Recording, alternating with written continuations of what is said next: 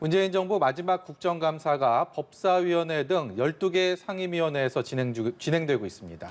대선판을 달구고 있는 대장동 개발 특혜 의혹과 고발 사주 의혹이 동시에 화두로 오른 가운데 여야가 기싸움을 벌이고 있습니다. 국회 취재기자 연결합니다. 이승국 기자. 네, 국회 국정감사 이틀째를 맞아 12곳 상임위원회에서 감사가 열리고 있습니다.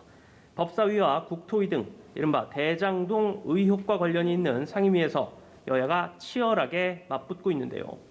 먼저 법무부 등에 대한 법사위 국감에서는 본격적인 질의 시작 전부터 여야의 기싸움이 오갔습니다.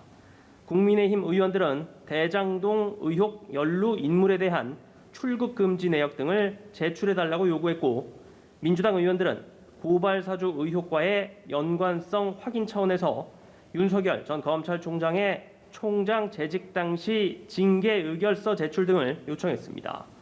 본질에서도 여야는 박범계 법무부 장관을 상대로 대장동과 고발 사주 의혹을 고리로 상대방 여론조사 1위 대선 주자를 정면으로 겨냥했습니다. 국민의힘 유상범 의원은 구속된 유동규 전 성남도시개발공사 기획본부장 배임에 대한 이재명 민주당 후보의 묵시적 승인이 있지 않았나 의심된다며 철저한 수사를 촉구했습니다.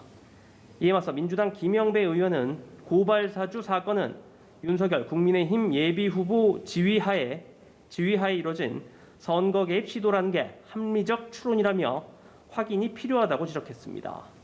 지난 금요일에 이어 피켓 부착 문제를 두고도 국감장 곳곳에서 충돌이 이어졌습니다. 국토부에 대한 국토위 국감과 행안위의 경찰청 국감에서는 각각 대장동 특검 수용 촉구 피켓과 대장동 관련 문구가 적힌 마스크 착용을 놓고 여야 간 공방 끝에 한때 정회가 되기도 했습니다. 국방위와 농해수위 국감에서도 야당의 대장동 피켓에 여당이 항의하면서 파행을 빚었고, 산업통상자원 중소벤처기업위원회 국감장에선 한때 여야 모두 피켓을 내걸기도 했습니다. 네, 더불어민주당과 국민의힘 대선 경선 후보들 오늘 각각 TV 토론에 나섰죠?